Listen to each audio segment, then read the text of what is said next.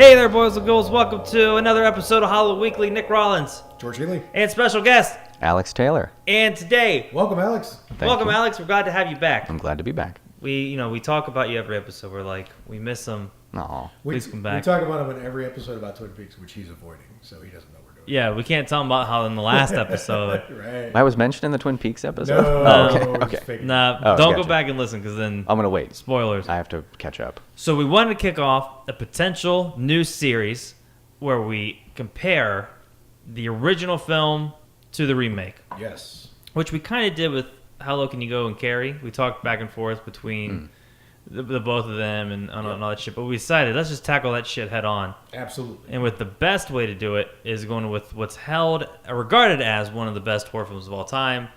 Halloween, John Carpenter's Halloween.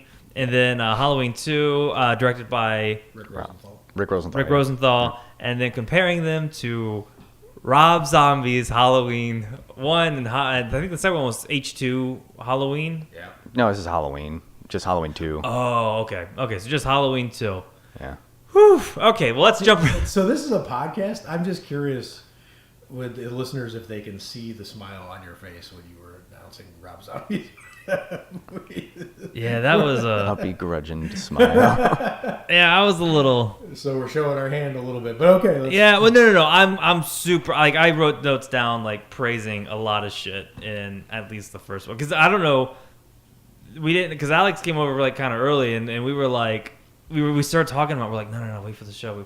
So let's just jump right in. So let's start with Halloween 1, which we don't have to spend a whole lot of time on, because everyone knows how fucking great the movie is and everything. So what's your background? You were just saying you were Michael Myers when you were in the third grade, right? Yeah. When I was younger. I can't remember when I saw it, but it was clearly before the third grade. And I had that cheap Don Post mask that they were selling. It didn't even have, like, hair on it. It had, like, all, like, plastic or latex hair. And, I remember going to... we would trick or treat, and we'd end up going to like a nursery home or a nursing home, like right next to our school. And I remember being Michael Myers, like walking around in this nursery home, and like some old lady was crying. It actually felt like very like a David Lynch type of thing. I didn't know that at the time, but I just watched it very young with my mom and dad because I guess they didn't care. That's awesome. That's lucky. Yeah, Exactly. Do you remember the first time you saw Halloween? I do. I saw it as part of a countdown, and I forget what the countdown was. I forget channel it was. I was in Cleveland at the time, and I was a kid, and it was the first time I saw it. I didn't see it complete. It came on actual Halloween night. Yeah. And I refused to go trick or treating. I don't know how old I was, but I just wanted to finish it. Like I was like, and my parents were freaked out because they were like, they had made a costume or we arranged, like, they were like, and I was like, no, I'm not leaving. And they're like, no, it comes on again. It's a countdown. It loops. So I'm like, oh, cool. So then I went trick or treating, came back and found out I was lied to. So then I had to wait a few days, but I think it came on in the aftermath of whatever. So I was pretty young when I saw it, but I was immediately impressed. Like, Wait, you saw the one that was like on TV when they streamed it? That means you saw it had extra scenes in it that's actually not in the real version? yes. Yeah, Yes. or the theatrical version? Yeah, but it's all a jumble because like I said, the first time I saw it, I was fending off a dialogue with my parents while I was, so I saw it in pieces. I was super impressed. I think the thing that really like impacted me was obviously the music, and then just kind of like being at that age. I don't remember encountering a horror movie that made me try to figure out what was motivating the killer as much as this movie did. Right, yeah. And because I was literally like, why is he lurking? Where'd he come from? What's his deal? Like, and that was the thing I don't remember ever having that reaction. Like, villains in horror movies up to that point were they were explicable, even if they didn't have really elaborate backstories like Dracula. Like the explanation is he wants blood. Right, yeah. Right. But there wasn't any explanation why what I was seeing was happening, right? So I was trying to figure it out. So I was pretty impressed. I just remember catching it on TV and being pretty frightened by everything. And then I remember around that same time, I think it was middle school when I saw it. I didn't see it like quite as young, but I remember catching it on TV on like Sci-Fi. and then looking up the tablature to play it on guitar. And I remember, for some reason, freaking myself out, thinking if I played it on guitar, Michael Myers would come to the house. That makes sense. Come to the house. So like I would play it, and I'd be like, okay, let's do it. Because I think I remember like my little brother's friends going out trick or treating that night. Because I wanted to, like, I was real into Halloween. I was like, let's play the theme song on Halloween. And then me being like, all right, well, maybe I shouldn't do that because I'm gonna die. Summon him. Yeah, it's good. Like that's what I thought. Like if I like he would show up, and it like freaked me out. But I was like, this is kind of cool. But I also like to live, so. I used to annoy the shit out of my stepmother, actually, because I'd play it all the time on any instrument I found. So, like, I played it, like, yeah, to the point where she would almost want to just kick me out of the house. She would start coming after you and trying to stab you. So then, okay, so and everyone knows, like, the film's pretty fucking good. Yeah. Like, Yeah. We don't need to recap. Yeah, we don't need to recap everything. This is actually hard for me because it's weird getting ready for this podcast. I was more excited to talk about the other films. Yeah. Even though they're all clearly worse. Yeah. Because what else? What do you say about a perfect movie? Like, this movie's perfect. Like, it's, and you know, so much has been said about it already. So, like, it was just some of the things that were. It's the comparative things that started to interest me because I'm actually curious from you about the difference in the theme song from Halloween 1 and Halloween 2, both originals. Because the Halloween 1's only piano, right? Yeah, it's only piano. It's just John Carpenter. And then I think after that, he started working with a composer named Alan Howarth, who's an incredible synthesizer, the synthesizer composer. And I actually really, really like the score to Halloween 2. That's actually my favorite one. That's weird because that's what I was going to ask you. Yeah, Was I felt 100%. like in my mind when I hear the Halloween theme song, I didn't realize till I rewatched Halloween 2 yesterday that that's the one I'm hearing. I'm not hearing the one from the original. Yeah, exactly. Right. Oh, yeah, that theme was recomposed. And, yeah, they worked together a lot. They did for quite some time. Okay. And then he ended up doing the score for, I think, 4 and 5 and 6. Alan Howarth, when John Carpenter separated. But we'll talk about that later. Okay, so now that we know that Halloween 1, like the original, is a masterpiece, everyone loves it. If you say it's not, you're wrong. It's fine. Right. But let's jump over to Rob Zombie's Halloween 2007. Yeah, let's Yeah. let's go for it. Because we all went through and watched it. I rewatched. You know what's funny? To be honest, I bought the film on DVD back when it came out, along with like the video game like Mass Effect, and I think Call of Duty at the time. And I remember being like, "This movie's really fucking great. I really like this film. Yeah, it's great. It's a slasher film. It's got blood, guts, gore. Like this is fantastic." And you know, it hasn't aged very well at all. And also, what I think it was like freshman or no sophomore in high school thinks is a good horror film. 2007, yeah, that's when it came out. Yeah, is not exactly true to be a good horror film. Right. Yeah, I remember I was so pumped for it. And at the time, I had like 8 friends that worked at the same movie theater, so I never had to pay for like tickets at that time. Sure. So like I got to see it like the night it came out because my buddy Keith Peace brought me in, and like he gave me one of the big posters for it, and I was just so pumped for it, even though I wasn't really a big fan of like zombies aesthetic at the time. Like I had seen, I think House of a Thousand Corpses came out a few years prior, and I wasn't a big fan. But then like I remember seeing the pitch trailer for it, and I was like, okay, this is cool. And then like I saw it, and I just remember being like, damn it. I ended up giving the poster away. I feel bad, but Yeah, no, it's rough. It's rough going. So like I started to take it apart in my head while I was watching it because one of the amazing things to me about is how I'm almost glad it exists because of how it illuminates how good the first one is, but in specific details. Right. Like Loomis, right? Oh yeah, I have tons of notes Like on. let's like just jumping in with like the Loomis piece, like whatever. And I love Michael McDowell. I think Michael McDowell's a better actor than Donald Pleasance. Like Really? Oh, I pound for disagree. pound, not in Halloween movies. Oh, just right. as an actor, right? Right. But the thing is that it's there's a mystique and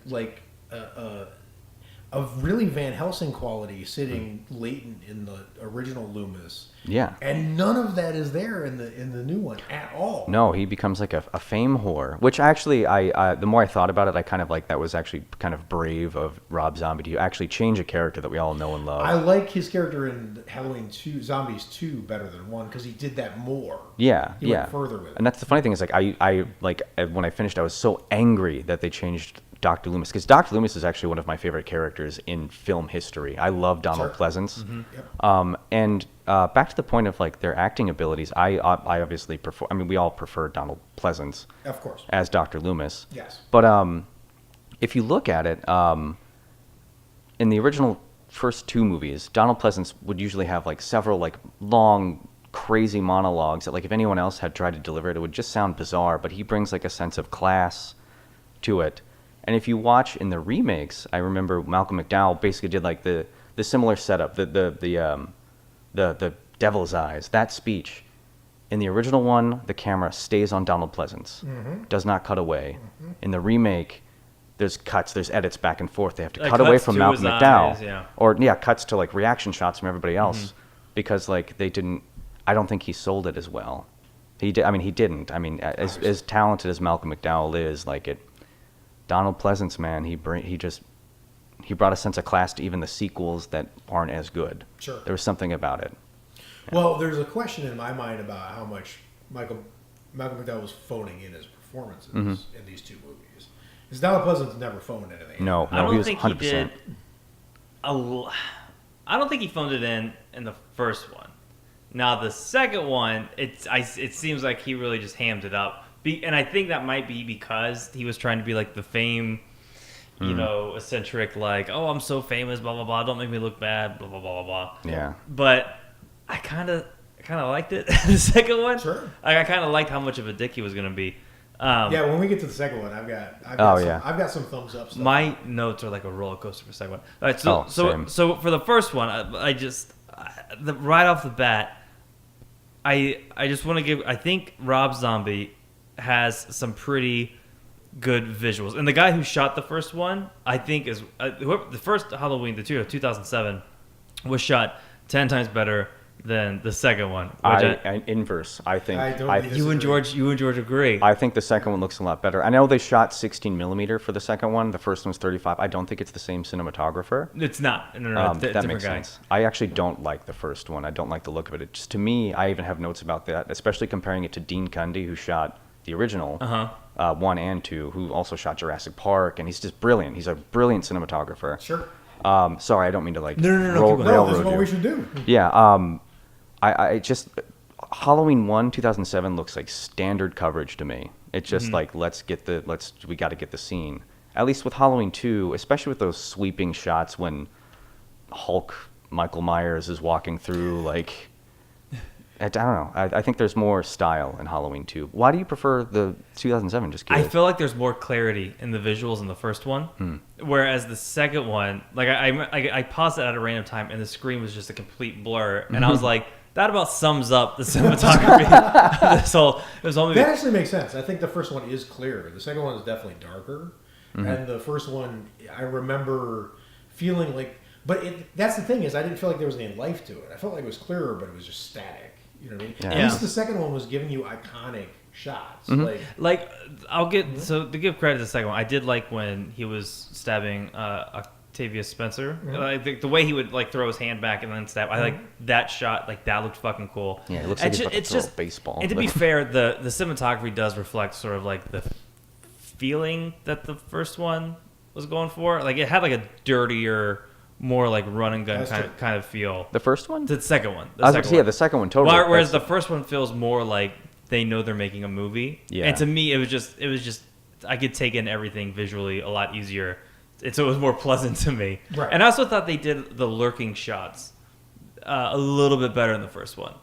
Oh yeah, he's like in the background of a lot of shots actually that aren't in the original. I actually did appreciate that as well. But the one thing I did not appreciate is the fact that like Michael Myers is played by Tyler Mane, who also played Sabretooth. Yeah, Sabretooth. Who's like a 7.5 foot tall mutant.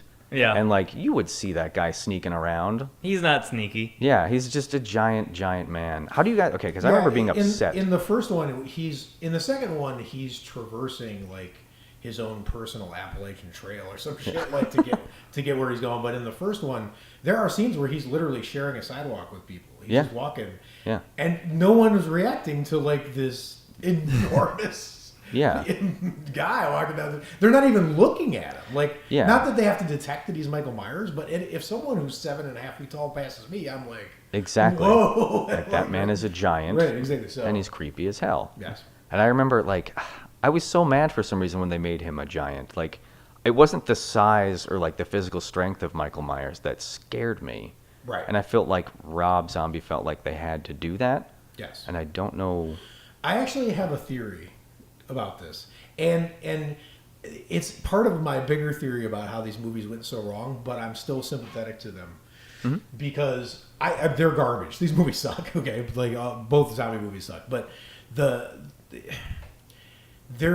I noticed rewatching both of these this time that he has a really interesting camera move. It's kind of like his equivalent of the Michael Bay spinning camera move. Oh, yeah.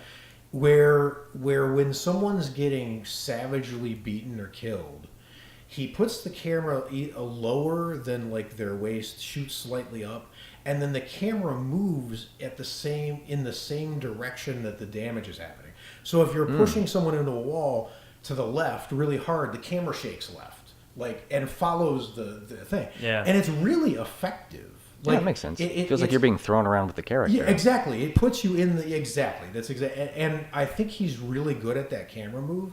And I think he wanted to emphasize the physical damage that Michael Myers could inflict because he likes that shot. Yeah. Right? Yeah. That's So he kind of maybe tricked himself into doing it and casting someone really big to emphasize that power because he really, really likes that. And when he doesn't do that shot, it's noticeable. Not to jump around too much, but when Michael Myers kicks the doors out of the ambulance in two, like the door opens and then closes again, like and the camera's not following it, and it looks ridiculous. It's like Michael Myers is like, boom! Oh shit! I'm trying. It reminded me of the scene in the Nice Guys. Yes, totally. When Ryan Gosling's trying to kick the bathroom door open. Oh Absolutely. God, yeah. And it just bounced back at him, right? So that's the thing is like I think maybe that's why he cast someone so big, and I actually liked the kid meeting Michael Myers and looking up and going, "Are you a giant?" in the second one. Like I agree with you. Like that's not what's scary about Michael Myers. But I can see how Rob Zombie made the mistake.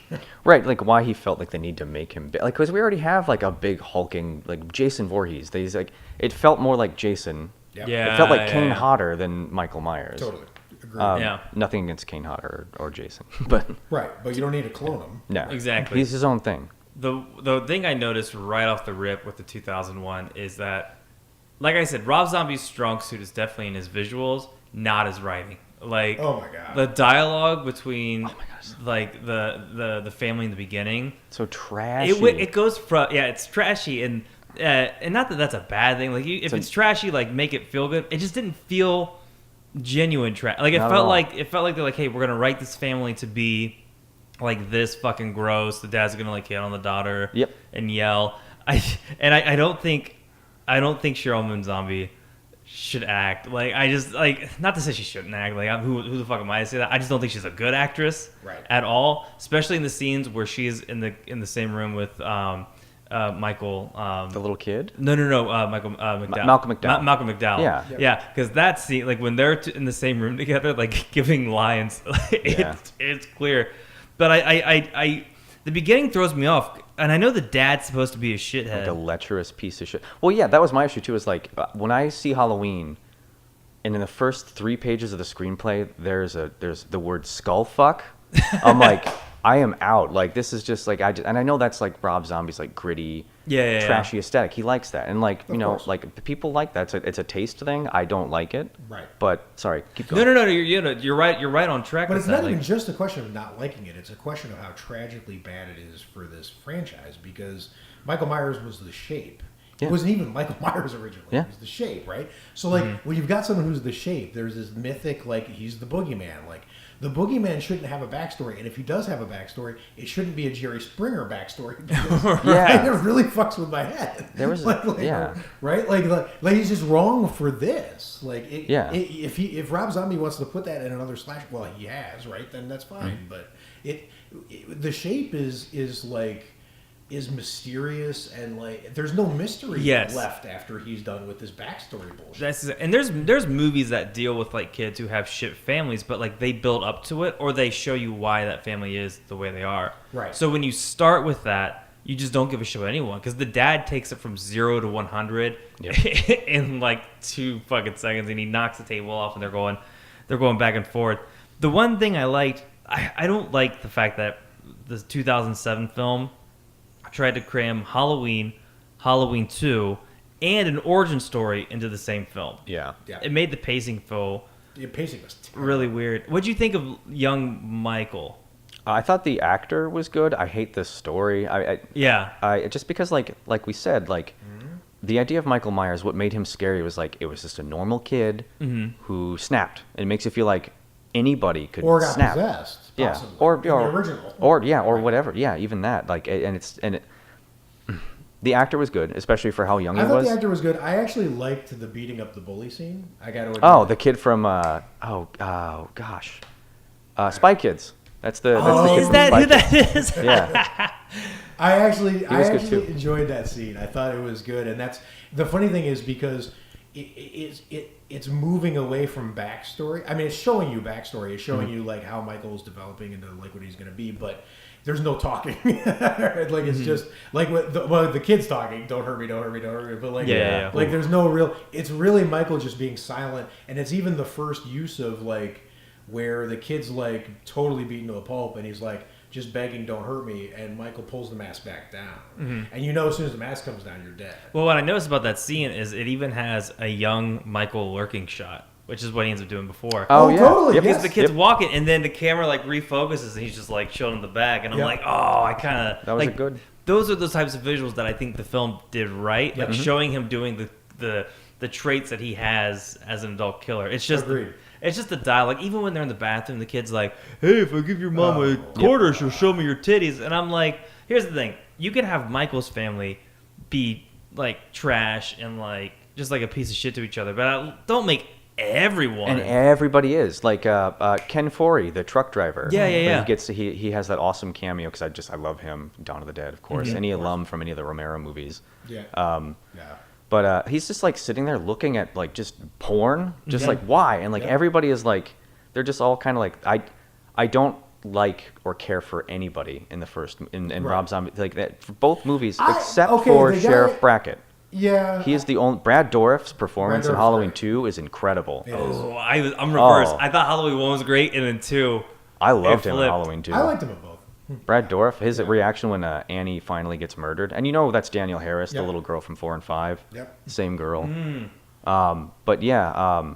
Well, in the first one, I like the guy who was looking at the porn because I like I like the confrontation in the bathroom when. Oh, it's hilarious. When he stands up and he's like, "I'm Joe Grizzly, bitch." Yeah. That's just a likable character. That's just he doesn't have much screen time, but I liked him. Yeah, he's in one. Put in scene. the effort. Yeah. He did put in the effort. To be fair, because I wrote the notes like as we were watching the film, and as much as I don't like Cheryl Moon's acting, It's Sherry, right? Sherry, Yeah, Sherry was Moon. it Sherry Moon? I wrote Shell for all the notes. So Sherry Moon's. I did think her acting wasn't as bad when she was being sweet to Michael. Oh yeah, she's very. It seems like it flipped. Like when she's trying to be like trashy and cursing all the time, like it just didn't feel right. But when she was Not sweet, consistent. yeah, when she was sweet to like the person who's supposed to be her son, like that felt more genuine. How tragic for her. She's good at the kind of acting you would get to do if you weren't in Rob Zombie movies. Yeah. Right? Exactly. And I just thought that was really. I just thought that was sucks. really. Right. Yeah. I thought that was really weird. Actually, you give me an interesting thought. Like, if everyone's family life in Rob Zombie movies sucks, they all should have turned into Michael Myers. Yep. Which would have been cool because there If could have been everyone's like a murderer. 50 Michael Yeah. Myers going up against each other because they all had suck ass lives. Yeah. So they could have just all become. They were all shitheads. And they all kind of like I think I mentioned this to you guys before. Everybody in a Rob Zombie movie kind of looks like Rob Zombie. Yes. Especially in Halloween 2. Yes. Michael Myers is just a giant, Rob muscular Zombie, Rob yes. Zombie. Yes. He looks like security at his concert. Yeah. He's just. They all have You don't beards. fuck with him. Yeah. Yeah. Yeah, exactly. It's just He's, funny. He's infected. Well, speaking of music, I do like his choice of music in the film, especially like when the scene, and it was kind of funny because these films had some pretty funny, like I'm Joe Grizzly, bitch, Yeah. or motherfucker. And there's some cool like inside joke moments. I love, given what we know about Michael Myers and how he hunts people down. I love when they're walking him in the handcuffs to when he's about to escape, Mm-hmm. and the cops are walking behind him, and they're like, "How fucking slow does this guy walk?" That's cute. That's pretty cool. That's cute, right? Well, even the part that I thought was really funny, like music wise, is when his sister doesn't take him trick or treating, and he's just sitting on the sidewalk to "Love Hurts." Yeah. Like I thought that was really great. And his music choices, you know, like it's not to like the level of something like Edgar Wright, but like for like for Halloween and like the way he did it, like the choices he made were really. What do you think of the score? I was actually just about to bring that up. It was Tyler Bates, who I love. I think he's an incredible composer.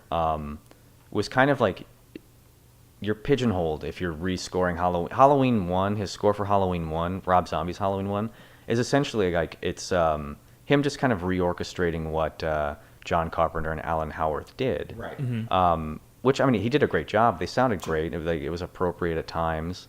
I mean, it didn't feel right because it doesn't feel like a Carpenter film. So the music doesn't actually feel right to me, but it sound like it was produced well.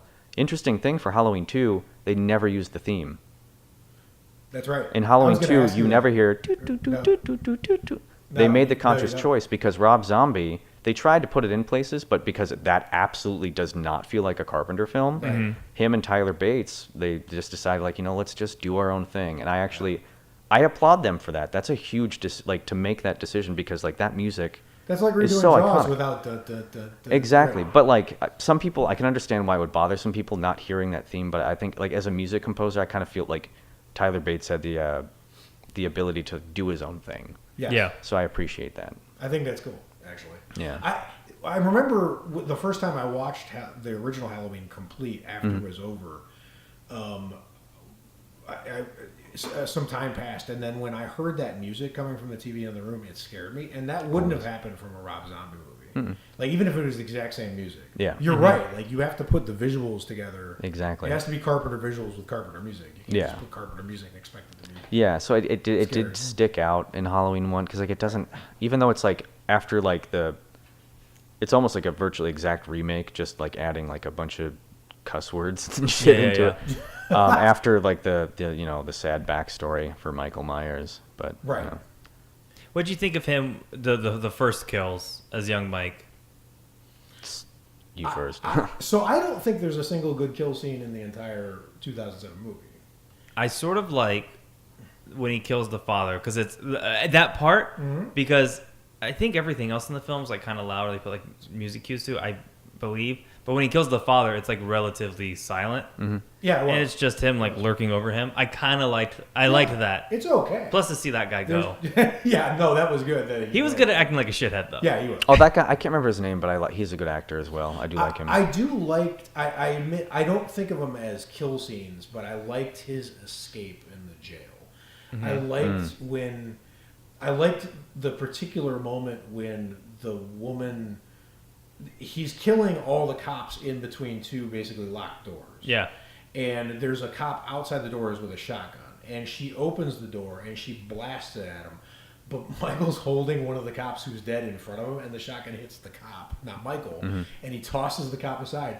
And then all of a sudden he's in front of her. And you're thinking he moves slow. That's what they were setting you up for. But it was a quick move like a cobra. And she just literally goes, oh shit. Yeah. And then he like kills her, like does something to her throat or something. I can't remember exactly. Yeah, it's like he like just pops her throat Yeah, it was somehow. weird. Yeah, I rewatched Right. it like, wait, what the I fuck actually couldn't figure out what happened. Like, so that's why it's not like a great kill scene to me, but I liked the sequence. You know? Yeah. What'd you think of the Danny Trejo setup?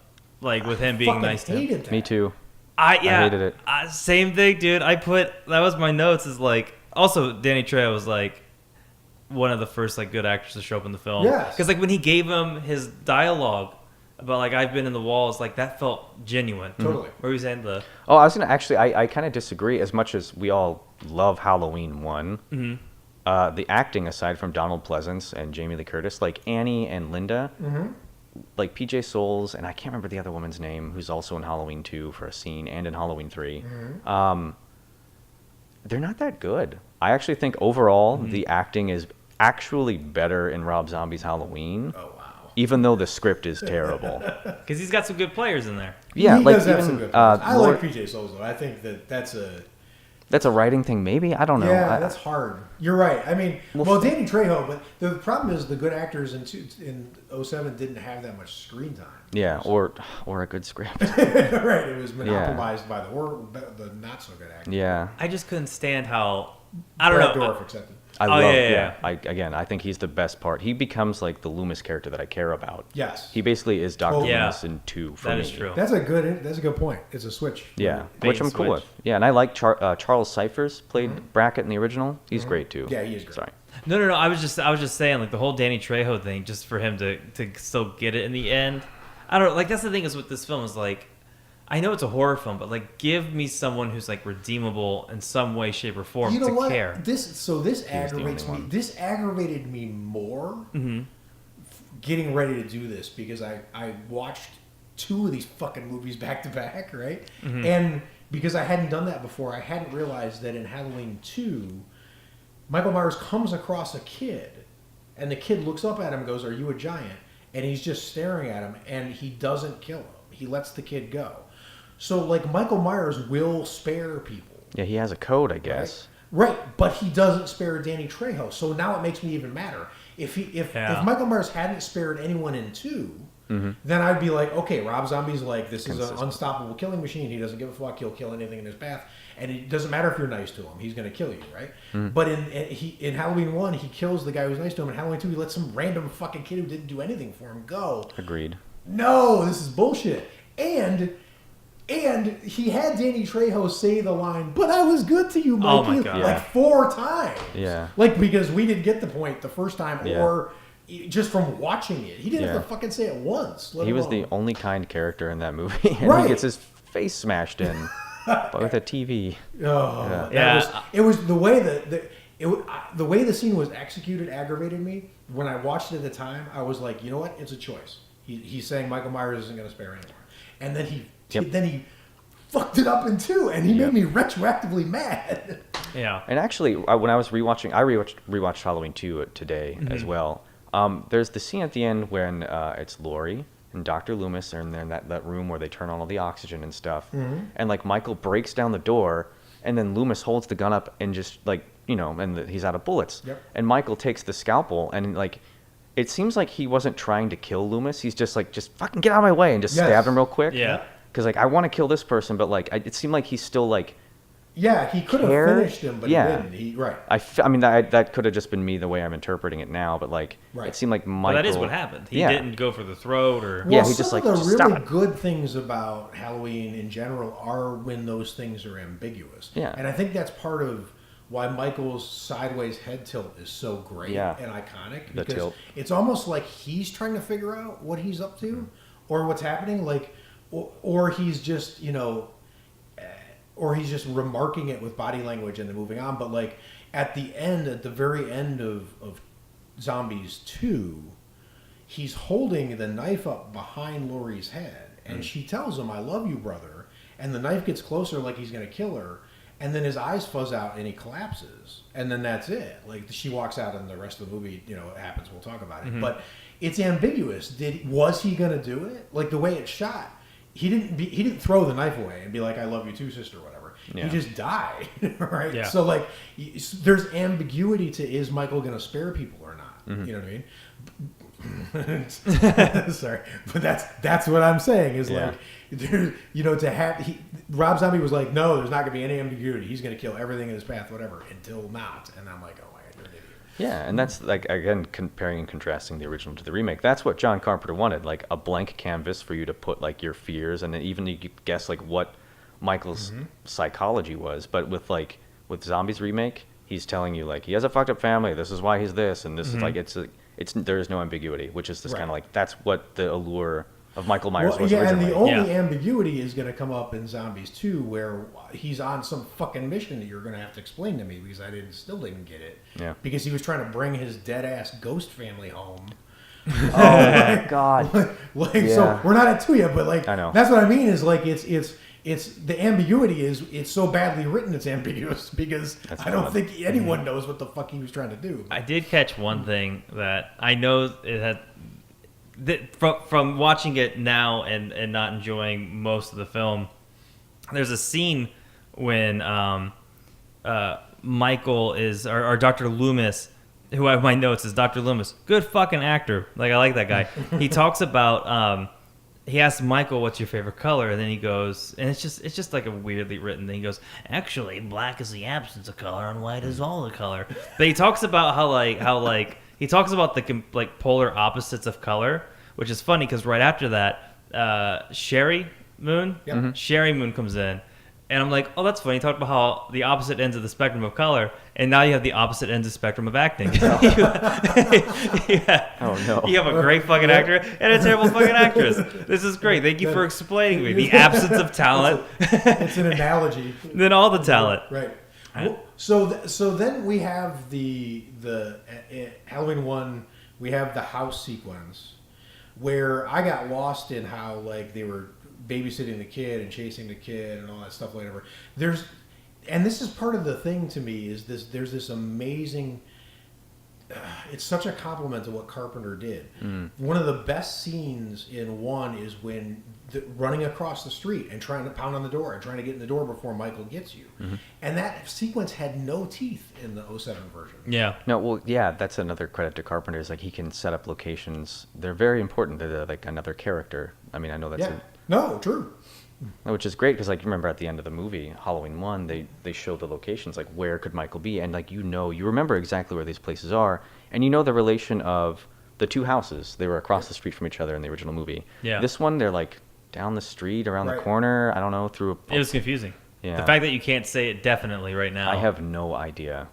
Yeah. Right, exactly. It was very weird. There was some other like comedic moments when Sig Haig Sid Haig. when he comes into the thing, Oh. he's talking to Loomis and he's like, yeah, you know, some guy wrote a book about it, and he goes, yeah, I read it. It's a fucking masterpiece. Yeah. Or he's like, the book was a masterpiece. I really like that. Yeah. There was enough comedy in the film that made me like not flat out fucking hate it. Right. Like when he's trying to buy the gun, whoever the actor was at the gun store was really good. That was yeah. a great scene. Yeah. And I love how it ended on, so what are we hunting? That was a great scene. Yeah. What did you think of the pacing of the film? Because it was trying to do like 3 movies in one. It I think we discussed it like a little earlier. It threw me off a lot. I was just trying to like.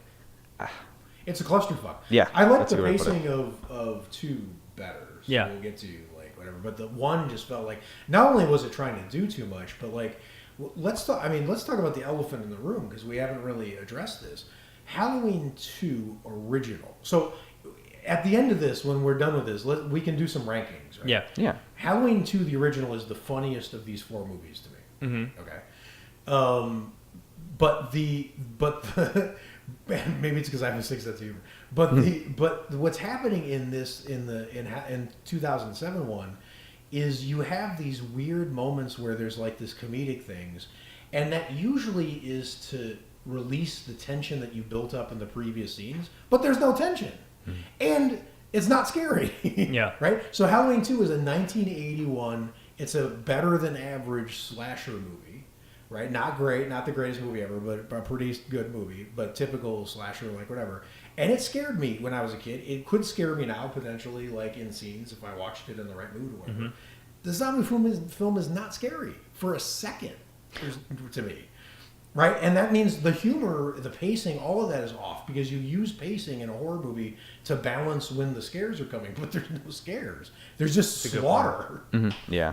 It is. That's a perfect way to put it. I actually have no idea what I could add to that. That's exactly what I'm. Yeah. Right? I felt the same Yeah. way, especially because like the fully grown Michael doesn't come until like I think like the 30-minute or 40-minute mark. It's like it feels like a long fucking time until you get to the actual Yeah. point. And I was even thinking to myself like if they had just cut like that part out, would it still be an okay? Because then that would technically be like the first film. Mm-hmm.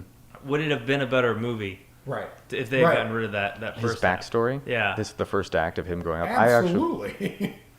I guess that was the part I liked the least was the backstory. Yeah, and Yeah.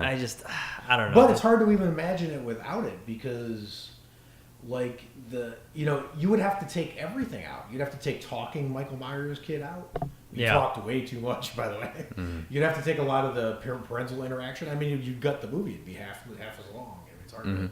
It's not like a bad thing. To be completely honest with you. All right, you wear glasses, right, Nick? Yes. What's your vision? Do you know? Horrible. Yeah, but the number. Do you know the number? It's whatever is terrible. Okay. At the end of this movie, what do you think Malcolm McDowell's vision is? Oh, I thought it was 0. I would put 0-0 as because 0-0. I think he gets his eyes fucking poked out. At the end of this movie. I thought he was dead too. I was really upset about that when I first saw the movie. Because he comes back in 2 and his eyes grew back, and I was a little freaked out by what was happening. That might be the scariest moment in either of these movies is when Malcolm McDowell reappeared, and I'm like, oh my god, he's got eyes. I thought that was really strange too. I didn't. What the hell? I wasn't a big fan. The whole ending, like one of my notes was the ending was poo water.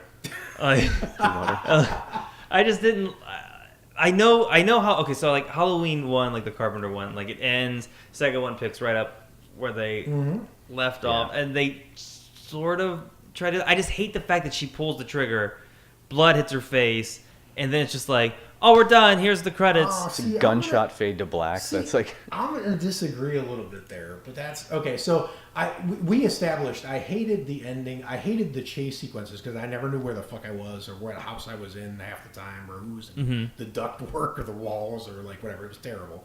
But then when I actually liked the overhead shot of Michael Myers face down in the pool. I have that exact note because it feels like fall to me. There's Yes. something about an empty pool full of leaves. I actually have that exact note. Yep. Is that like that was very effective. I like that because shot. it feels like Halloween. Yeah, and I like when Michael Myers is down, or anyone like Jason, any of these killers is down, I like when people have to try to walk past them. There's an amazing moment in one of the Scream movies when they're in a car and they have to like climb over a ghost face, right? Yeah. So like there's not much room for Malcolm McDowell and Laurie to get out of that pool, and they got to like walk right past him. And I like that's the one moment where I was like, he's gonna reach out. Oh, exactly. I thought the same thing. And I'm like, that's a cool sequence, that little moment, right? Yeah, that's what. And then I'm like, Yeah. But then when it comes to the ending, I was so aggravated because it was like, it was frustrating because all they did was redo what they did. Yeah. Like you got him with a gun the first time, now you're just gonna get him with a gun again. You know, that feels like weak sauce to me. But at the very end, when she's sitting on top of him, I'm gonna give her absolute credit for that scream she lets out when she shoots him. It's blood curdling. It's really good. That's a really good. That was the one moment where I felt like someone was like 1,000% invested in their acting, like in this movie. But I liked the close-up shot of Michael Myers' mask, all kind of like slick, greasy, white, pale, like whatever thing, and then the gun goes off and her face looks like a mirror image of his. Like it's white and pale and bloody, so they're like kind of like twins. And then she's just like splashed with blood, and it's over. And I thought it was kind of cool that she's the one who got it, like there at the end. It's not great, but I was like, her scream made that last moment for me, I guess. I buy that.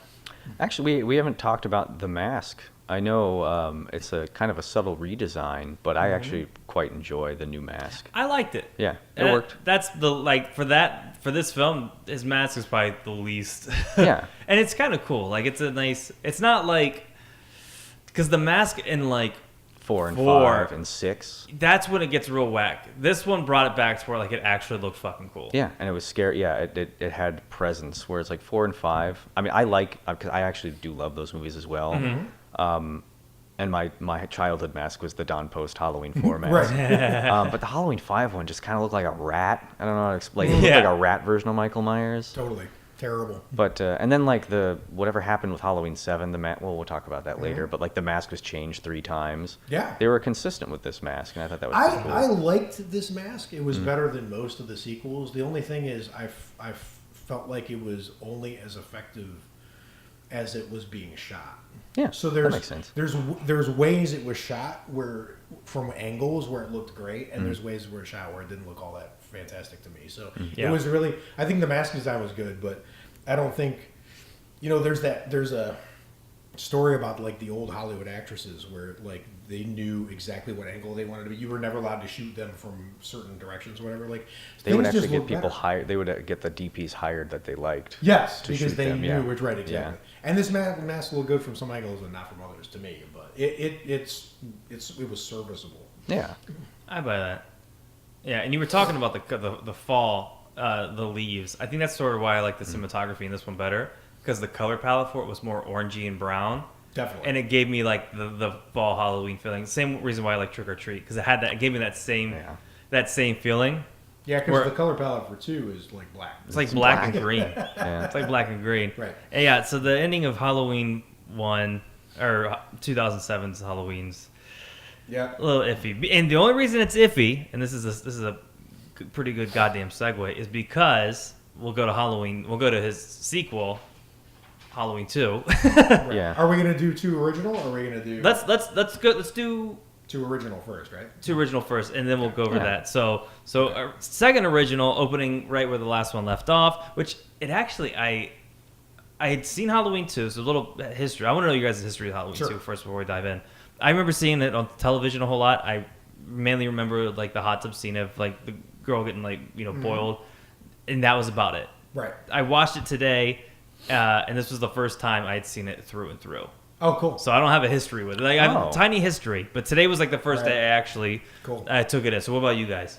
I saw it very young. That's the thing is like I saw these so young that I honestly don't remember the first time I watched them, because I watch them like at least like twice a year. I watch the Halloween series because I always try to show them to people. So I've seen it so many times that I honestly I don't remember. It's It all just a kind of blur. it's just part of like my Right. life. Like Yeah. Halloween is part of my life. Yep. And I just don't know I'm when the it came same in. way with this one. I don't remember when I first saw it. I remember that I remember when I saw it, when I turned it on, it was because it opens with a few like a minute or less of the original Halloween. Yep. Yeah. And I thought I was seeing the original Halloween, but I think there's different angles being The one outside, there's one different angle. It's when he's getting shot and he falls outside, which I think is funny. Actually, if you look back, you can watch him going up a ramp. Yes, I and then, saw like, jumping off. because he's like level with the guard like the Yeah. rail, Right. and I was like, that looked kind of weird. And that's exactly like he just went up a ramp and fell off. But I love the way it picks right up. Like I remember Me just too. thinking that was as a kid, I was like so cool, and I don't know why. Maybe it's because like I just thought of like the continuity between like the Halloween was made like 4 years prior, and like it's just I love No, it. it's amazing. I wish more movies did it. I agree. I thought it know. was awesome. I know it would seem a little derivative, but it's just so good.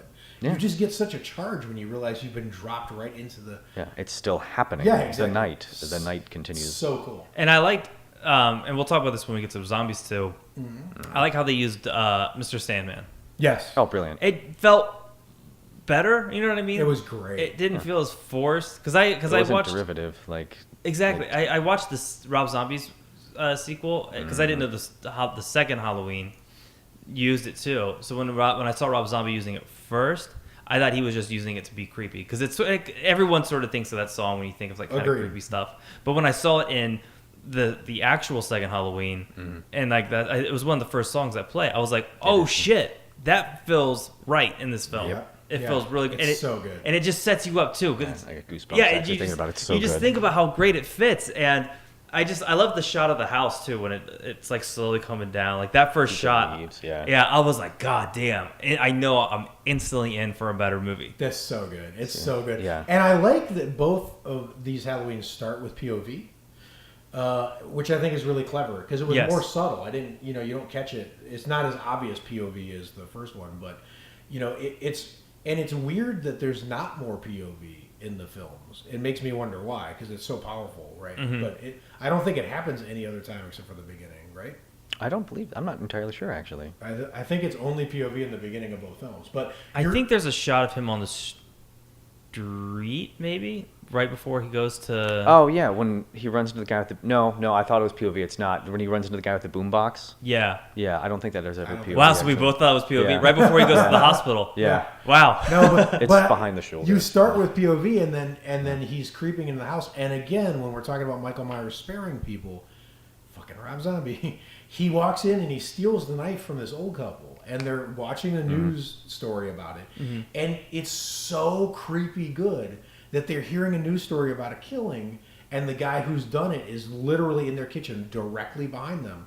He just takes the knife, leaves a little blood as a gift on the cutting board, and then goes kills a teenager because he does not killing old couples, he's killing teenagers, right? Like that's the thing is like it's so random how he's picking and choosing like who he's killing, whatever. But that whole POV sequence, and then it flips back to Night of the Living Dead, which is cheesy now, like because every movie puts in other horror movies, characters watching other movies, like It Follows, but it was not then, right? And it was so great when it was like Coming to Get You, Barbara, and then she screams on the camera, on the screen, and then she puts her hand on the cutting board, and there's blood on her hand, and she goes She just freaks out. so man. great. It's like a fun, cheesy moment. Yes. Like that scream. I like it. I don't know. I like it when other movies kind of watch other horror movies. I agree. But I don't know why. But in '81, it was fresher than obviously. And they were watching Howard Hawks' The Thing. Yeah, I wrote First one, Yeah, which is rad. classic. I was just thinking if I was Michael Myers, I would have grabbed the ham sandwiches. I was thinking,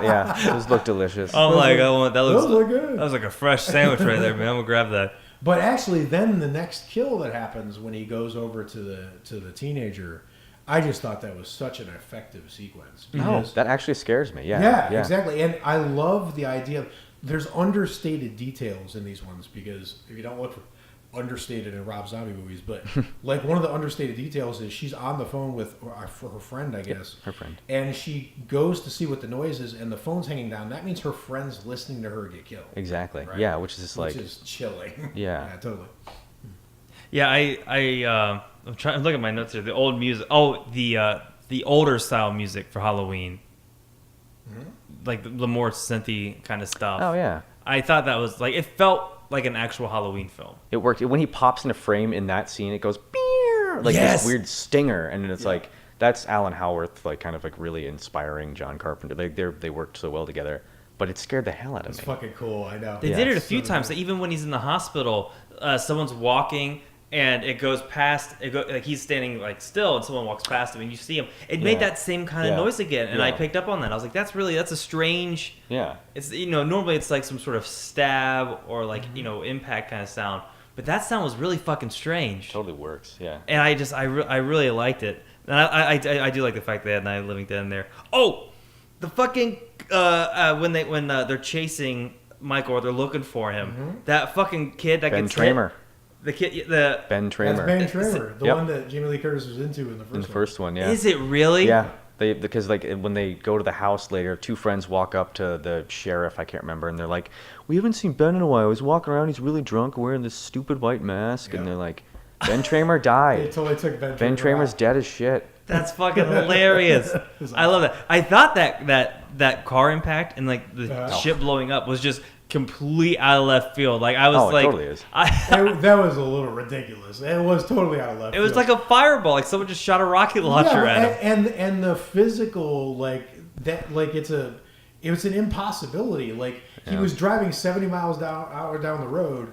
Then he hit a guy who wandered in front of him, but then he continued in a straight line and ran into a whatever the fuck he hit. Like a van. A bomb van? The bomb yeah, van. a bomb van, right, exactly. So he hits the ISIS van, and that's the thing is like, that van was there too. Like, if the kid hadn't been there, he would have just hit the van anyway. Like, the whole thing was fucking weird. At some point in time on that production schedule, there was an explosion. Yeah. Right, exactly. Plus, the cop who hit him kind of immediately got over it. And it's just like, he collected himself. He's like, your daughter's dead. And it's dead. And then, like, they fucking jump into the other police cruiser and drive away. So it's like, first off, like, I was actually thinking about, like, the repercussions, like, how Dr. Loomis or that cop felt. Right. They just didn't, they kind of got over it, They were fine with it. Yeah, but when they went to the teeth scraping scene, when that was just so goofy. Yeah, but that was a little goofy. But I got to admit though, seeing Michael Myers, it wasn't Michael Myers, R.I.P. Ben Tramer, seeing someone who looked like Michael Myers burn up.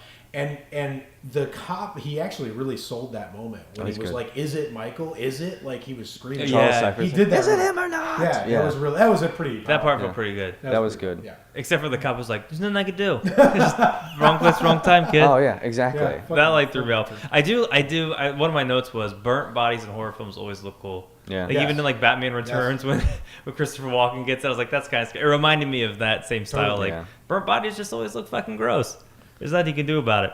There's a line at the beginning of the movie. Now that we're talking about that Charles Cypher's line, was like, "Was it him or not?" Yes. It reminded me of at the beginning of Halloween 2 when the neighbor guy comes out after Donald Pleasance like shoots Michael Myers and finds out he's dead. The guy's like soft focus in the background is like, "I've been trick or treated to death tonight." Yes. And Donald Pleasance turns to him and is just like, "You don't know what death is." And then and then the music just starts and I was like, "Oh fuck, this is cool," but it's like so cheesy. But like only Donald Pleasance could have sold that, I think. That was the cheesiest. Like, But I mean, I give that love guy it. a break, dude. I immediately. I know, love it. no, totally. I did like how after the car bomb scene, Michael then was walking around the town and it was just like completely fucking cool. Yeah. Like there's kids trick or treating and like it's just so perfect. All the masked trick or treaters walking around and then Michael's just slow and steady heading to the mask to the hospital. And that's pure 80s, right? Like, we would all gotten like fucking Amber Alerts or something now if that shit was going on in our Right. town. But like, no one trick or treating just kept happening. And like, Yeah. Like explosion on Main Street. Avoid that. Go to the suburbs around it. There was a lot of really cool shots. Immediately after that, it shows the hospital, and then it like rack focuses onto a car mirror. And it's Michael's face. That shot was so That's fucking so cool. good. It's Dean Cundy. He's an incredible cinematographer. He's so good, and like that style is totally missing. I feel like that the style of the cinematography, especially the use of light and dark. Oh my god! I mean, everyone knows about the shot where his face just kind of like slowly peppers in the first movie. Yep. They did it again in the second one when she goes to Dr. Mixter's office, Yep. the nurse, Yep. and his face just kind of like materializes out of the dark, So good. and like just like the pools of light, like it's just like that artistry. happens with the syringe kill.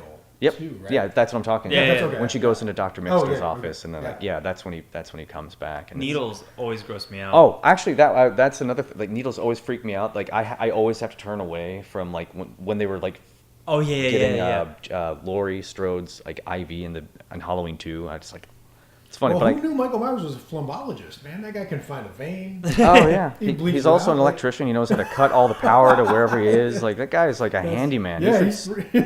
back off from the kiln and just open up a business. Yeah, totally. What were we saying about the needles? The Oh, they freak me oh, out. they just freak out. Yeah, I can't.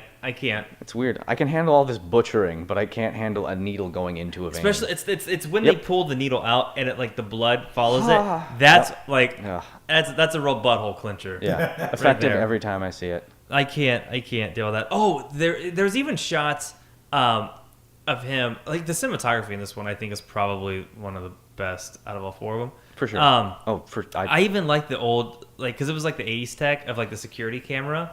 When you just see him on that blurry fucking That's screen. so good. effective as hell. Yeah. Or like when you see the nurse walk down one and you see her in one monitor and then you see Michael Myers in the other Oh one my and God. you're just like, ah, it's brilliant. That's so good. Like it's And the fact they were doing that good and then dropped the ball on the fucking reality TV show Halloween. oh, that was actually funny thing. Same director, Rick Rosenthal. Oh my god. Really? Yeah, he came back into that one, which is a bump. I love guy.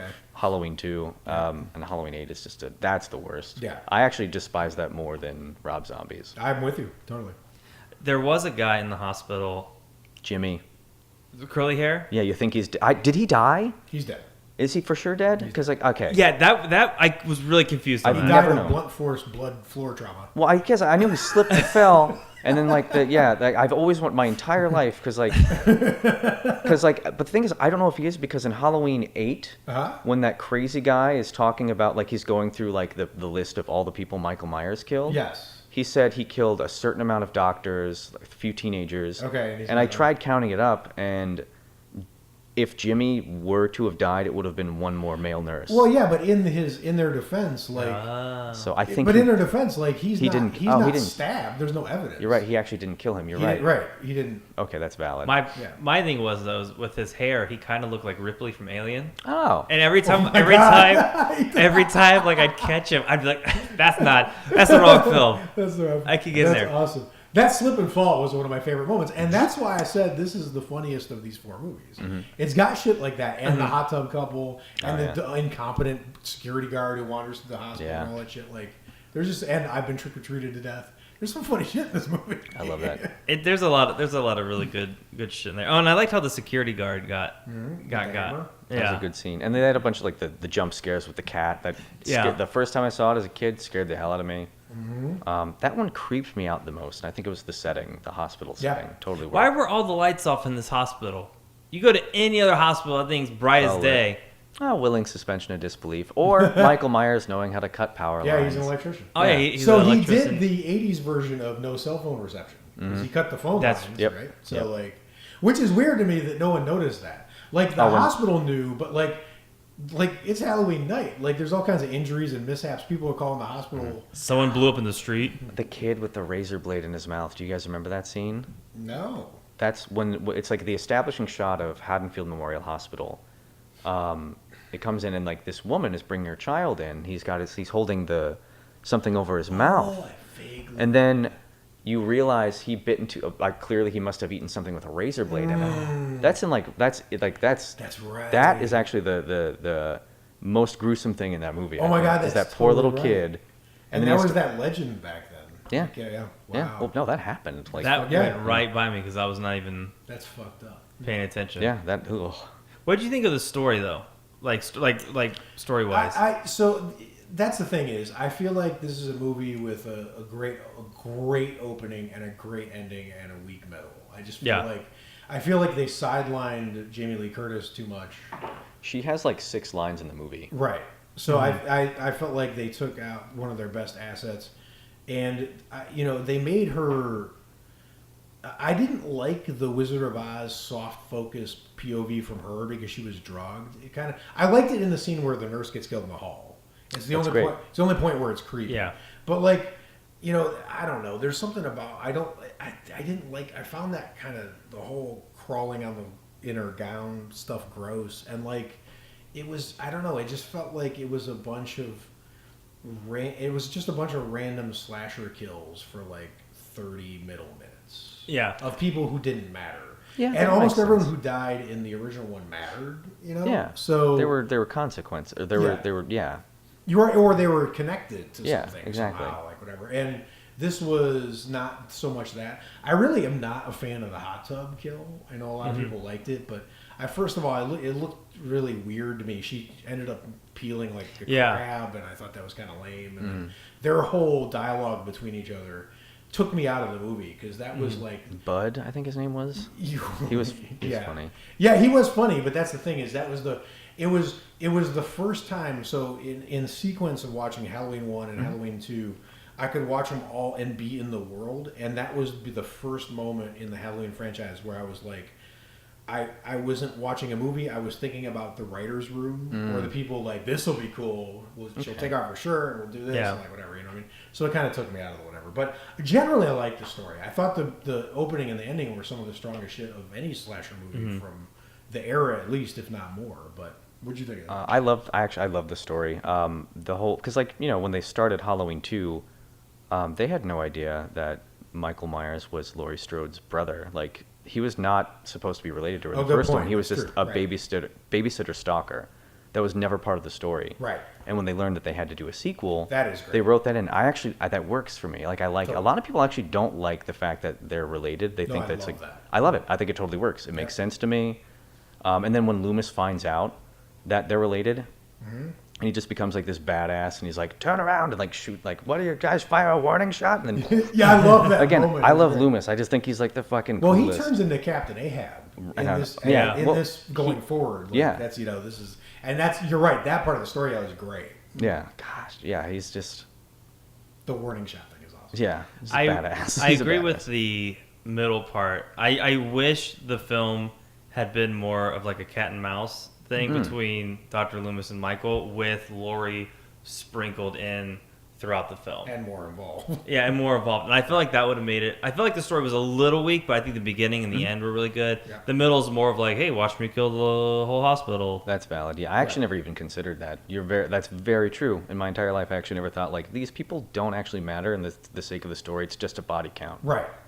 Whereas, Well, and I can forgive a body count if the kills are really, really remarkable, and there were some that were, but like I said, the hot tub one, whatever, and even though the hammer scene was great, like it was a good jump scene, whatever, it's just pretty workmanlike. Like there's not like whatever creativity with that, but the thing that's interesting to me is so like Dress to Kill, Brian De Palma action, right? Like if there's not a lot of story going on, but the kills are leading to stylized shots that are memorable, cool, then that's good. And that did happen when he was chasing Jamie Lee Curtis and she was in the elevator. When she's framed against that that's red, horrifying.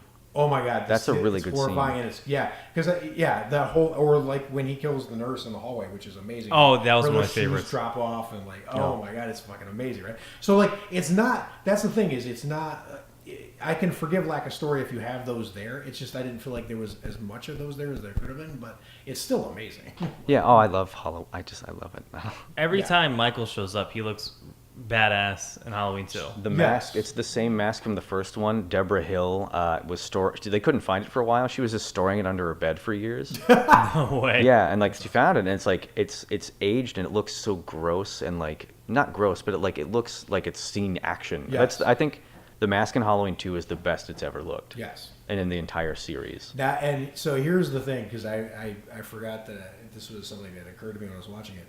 Halloween 2 Michael Myers is my favorite Michael Myers. Really? Well, because I know there's 3 dudes that play him in the first one. It's Nick Castle, Tony Moran, who's just when he takes the mask off, and Tommy Lee Wallace, the costume designer, who directed absolutely. Halloween 3, actually. Yeah, and Oh wow. Yeah, he's great. I love and him in too. this one, it's the way he moves. Yeah. And there's this pitilessness to it, like this relentlessness, the way he moves, that I think is better than the first or any of the sequels or the zombie versions or whatever. I just really, really dig it. But the moment when I think my favorite Michael Myers moment, because it looked like poetry to me, which sounds weird, is when Donald Pleasance puts him down in the hospital and he's laying on the ground and the cop gets close to him and the cop kills him and the Michael Myers kills the cop and then he just rises. Yeah. And it's the way he gets up is just, it's my single favorite Michael Myers move, is the way he gets up is just like, and it's the why won't he die moment, right? But like, it's, oh my God, the way he stands up there is just like,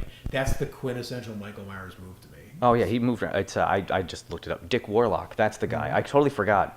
I think he. Oh no, he does not play him again. I think he only plays him for that one. But I yeah, don't he's think great. he played him again. You're right. He moves around kind of like strangely elegantly and like a very.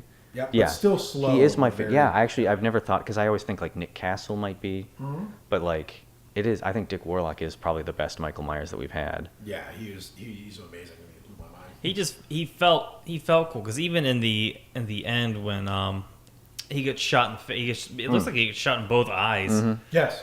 Even when he's like swinging around, Yep. it doesn't look like a monster trying to do it. Like it looks like, I mean, he is a No, monster, totally. I but it looks know, like yeah. he has some sort of like feeling or emotion, like the way he's like Right. trying to swing. Well, and so the ending to me, that part, I love. If you showed me that storyboard or read it to me, I would be like, that's amazing. I felt like the execution was a little subpar, just because I felt like the physical blocking of the scene was kind of ridiculous. Because Michael Myers he has got to be somewhat intelligent. He can't be he can't just be dumb, right? So like, Jamie Lee Curtis is whimpering and clearly making noises, and he's swinging at midair 7 feet away from where the noise is, like he has no idea where she is, which he should, because she just shot him. She hasn't moved the whole scene.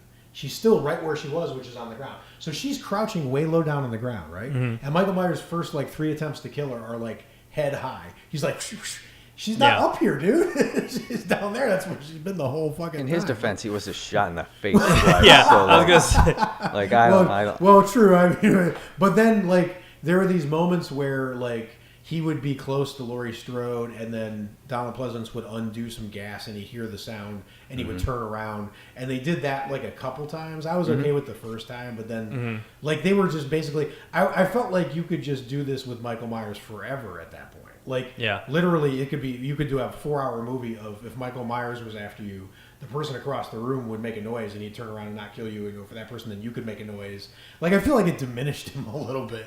It'd be the way they were, they're executing. True, he was shot in his eyes, so that is a thing. I actually felt like the gas might have been getting to him. I would have been getting to all of them at that point, I guess. Because he was getting a little weird, so maybe that was a lot. They unhinged everything. Well, it's cool because like I actually didn't realize it until today when I was rewatching it. Is like that lighter is actually the lighter that the cop gives him when they're discussing Michael at the house when he's like, "It's awake." They're the police officer. I can't remember his name. It's not Brackett, but it's the one who takes over for Brackett after he loses Annie. Right.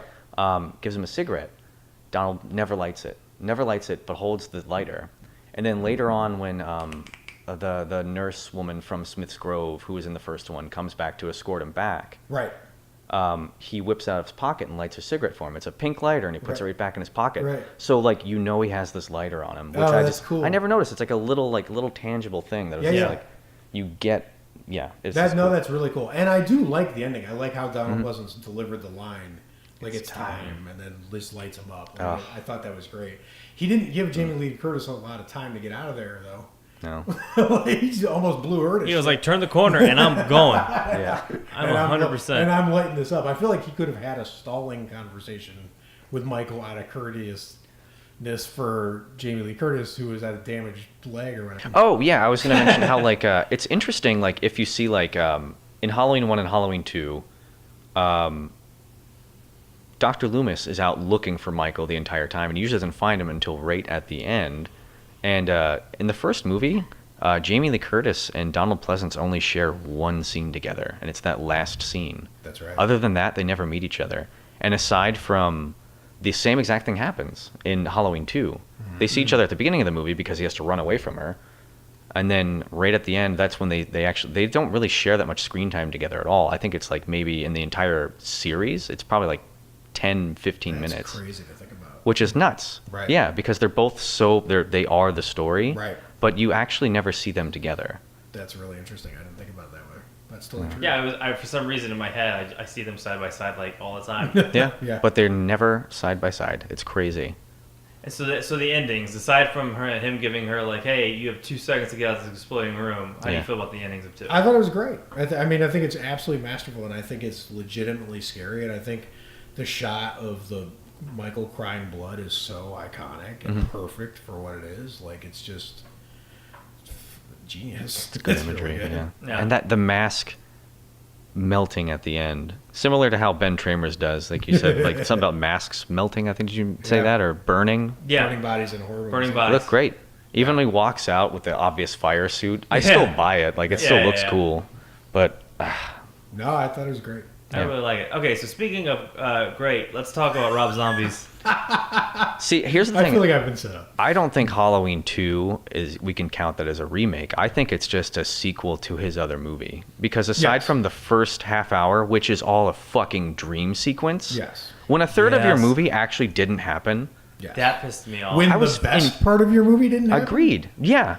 That's what makes me so sad. If he had been a straight shooter and went for that style, the first, I think I wrote it down. The first like however fucking long. Yeah, it's on my second page of notes. 24 minutes and 50 seconds in. Yeah, and none of it happened. None of that matters. Aside from maybe when he's driving in the van and he breaks out and he kicks the door down. Yeah, that maybe happened. But then even so, the way that it's done,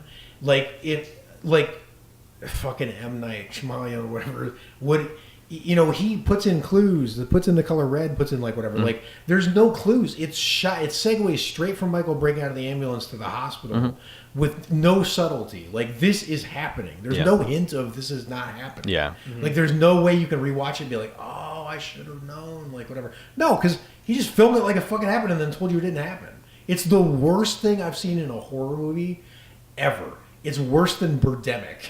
Like, this is the most aggravating fucking thing in the world is when you do that fake out dream shit when it was actually a good scene. The attack on the nurse, the black nurse, Spencer. I wasn't into, like, I think Michael should be able to kill people with like a move. Right? Mm-hmm. Like when he pins you against the wall with a knife, it's over, right? Like in this movie, he basically is like the lawnmower from The Happening. He's just like chop, chop, chop, Yeah. chop, chop, chop, which is ridiculous, right? But besides that, she was genuinely terrified. It was shot pretty well. And she's a good actress. She's a good actress, so Especially she's sold compared it. to the You talking about Octavia? Octavia. Well, okay, yeah. And then there's that great moment when Laurie's asking for something for her head, like medicine or whatever, and she turns around and you see she's wounded. Like it's kind of dreamlike, you know? Yeah. Which makes sense because it's a fucking dream, but still, it was cool the way it was shot and then whatever. And then the attack on when Laurie runs across in the rain, that's the best shot in the whole movie. And then he's following her, and then he kills the guard, Buddy, whatever, and then Oh yeah, Buddy. and then he's R.I.P. attacking the where she's at, the guard booth or whatever, and the whole thing's shaking, and he's just demolishing it. That was It's scary as hell. Best scene. That actually startled the shit out of me. Okay, there's one part where she's running away where they basically redid the scene where Laurie's running through. We talked about the red light. Yes. She falls into a pile of dead bodies. Yes. What? They don't have that in hospitals. I mean, but like I guess like I know it makes sense now because it didn't actually happen. Right. But like, so does she does she dream from other people's perspectives? Because there was tons of like Yeah. the story on the hospital like she wasn't involved in. Right. No. Like I just it did. No, he made it that way so you wouldn't suspect it was a dream because Yeah, he's but- a fucking idiot. Yeah. Like, that part just really was like, I was like, that is some bullshit to do that. And again, with this one, it still opens up to just terrible dialogue. Because it's like the two Yes. guys, like, Oh. you ever think about fucking a corpse? Yep, that's something like everyone is so trashy in his movies. And the thing is, it's just bad writing. Because So- it's like, we get it. They're bad people. Yes. Yeah. You could have done it a thousand other ways. I'm going to defend this a little bit. I'm sorry. I hate the dialogue between these two idiots. And that, I'm not going to defend the dialogue. That's not whatever. Yeah. So this ambulance is going down the road. There's an overhead tracking shot of the ambulance that I thought was really good. Yeah. And then this is the thing that's made me laugh the most this entire week is I was talking Facebook messaging with Nick about, hey, I'm gonna rewatch Zombies Halloween 2, and he sends back that message just all caps. Cow. Ow. Yeah. Yep. That was the alt chat. That was the But, alt yeah, chat. but saw that's the that. thing is like the thing is I like the cow getting demolished by the ambulance, that the visuals of that. And then I like that guy trapped in there, just like going fuck, fuck, fuck. Oh, that's yeah. how you would react in an accident being that injured. And then I actually like the sadism behind every time Michael Myers, who's 8 foot tall, moves around in the ambulance, it jostles the guy who's Yeah. injured. He's like, ah! Like, Yeah, that's valid. That was actually yeah, pretty. I thought that disturbing. was actually cool. I didn't like how he sawed his head off. No, I that thought was dumb, ridiculous, gratuitous for no right. reason. But like just him coming around the ambulance and then the shots of, I like shots of demolished vehicles from like an angle. Like he actually shot over the cow's head at one point. Yeah. At the ambulance. Yeah, the DP in this, like, he is actually a talented guy. The guy had an eye, Yeah. which totally. like, yeah. So I like the shots. I like the thing. I like the guy getting unnecessary pain from the movement. Yeah. Yeah. And just going, help me, fuck. Like I thought that was actually a pretty good. What do you think of Michael grunting all the time now, making? Fuck that. so I many did not noises? like that. Yeah, that bothered me. That's I- the It dumbest. came out of left field too. See, this is one of the things about Rob Zombie's remakes that really, really bothers me is when you add things to the story or the mythology, you got to have a reason for why you're adding them. Like you got to think to yourself, I'm upping the quality of this. And everything he added was dumb.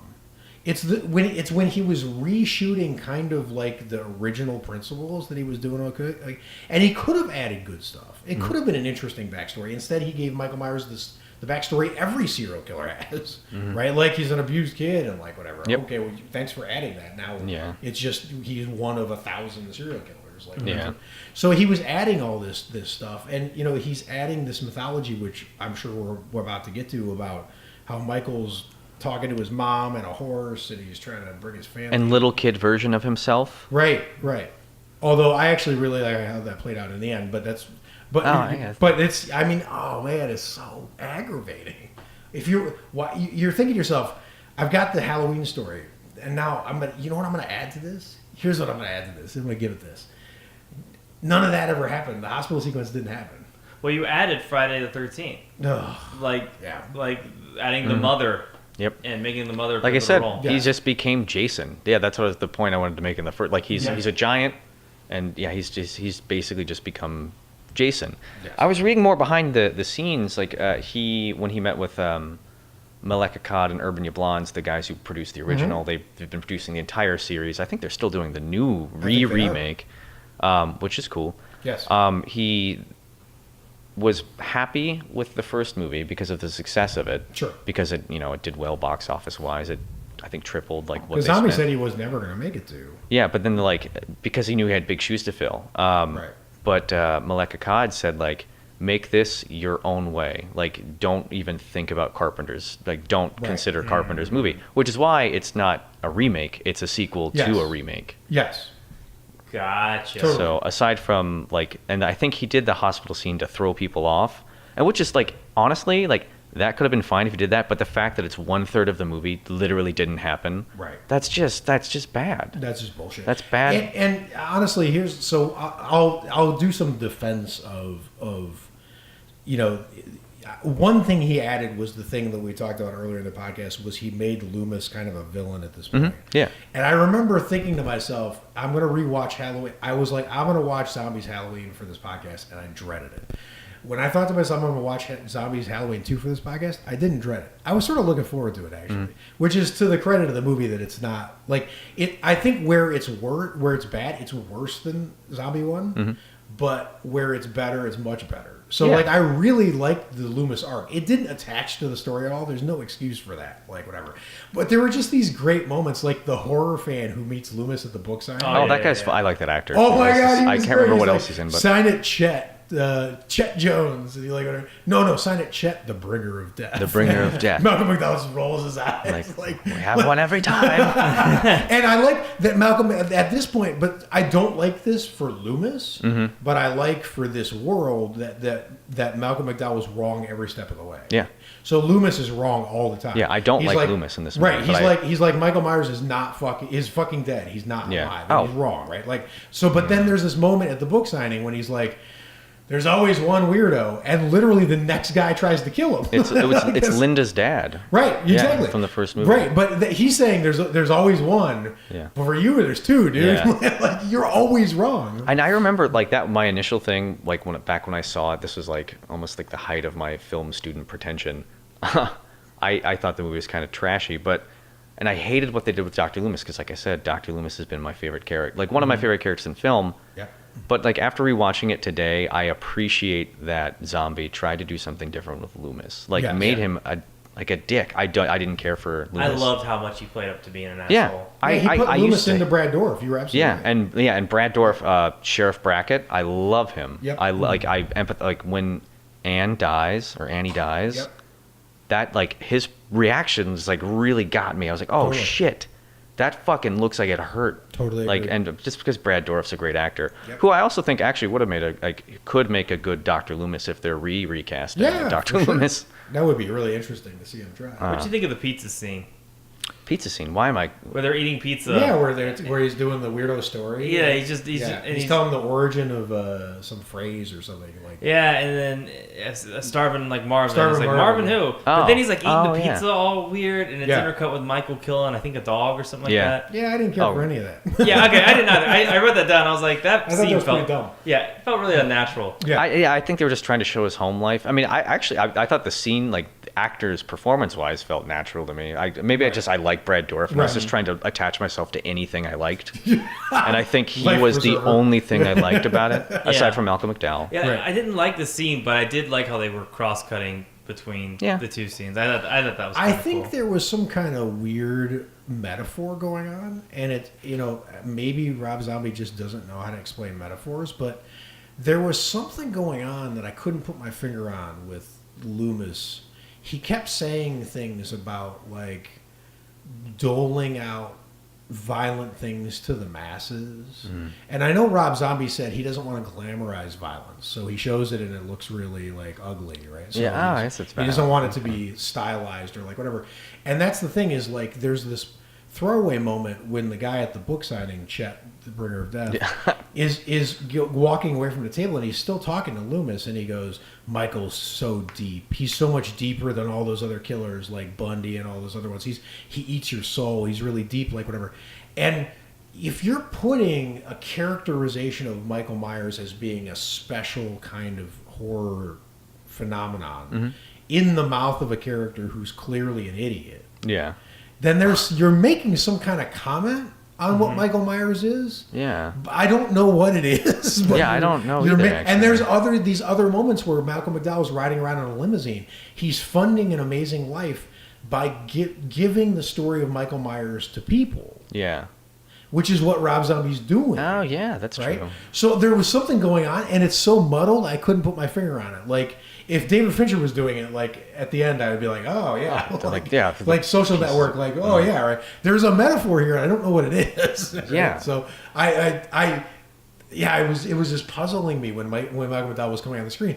And I thought it was really interesting, not to jump too far ahead, but, like, the moment where I love that Loomis turns to Weird Al Yankovic and says, "Hello, Mr. Weird." Oh yeah, Mr. Weird. Yeah, I love that. But when Malcolm McDowell is watching his performance on that show later in with Chris Hardwick, surprised. That's funny. I forgot about that. Yeah. And it's shot from down, and Malcolm McDowell's just hunched on his bed, like looking defeated, and he's looking up at the screen, but he's like body language is all like whatever, and he's watching his performance, and they're mocking him, and he saw that he was getting mocked, and he just shakes his head and goes, "It's over. Yeah, it's all over." And it was weird that I was sort of empathizing with him. Like, I started empathizing by the end of the movie as well. And it really was over. Like, that was when the moment he turned from funding his amazing lifestyle to actually solving the Michael Myers problem. Yeah, and bringing an end to the killings. Mm-hmm. So, like, again, it's a character arc moment that I just don't. Zombie can't handle those that adeptly, right? But you could feel it was there, and I thought it was kind of cool. Yeah, no, it's weird. Like, the more we're discussing like Halloween 2, I remember coming and wanting to trash it. I don't think it's a good movie, obviously, right? But I think like the more I thinking about it, I feel like I like it more than I remember. Yeah, because I mean, there's just things everyone was down on the pickup Michael Myers killing scene.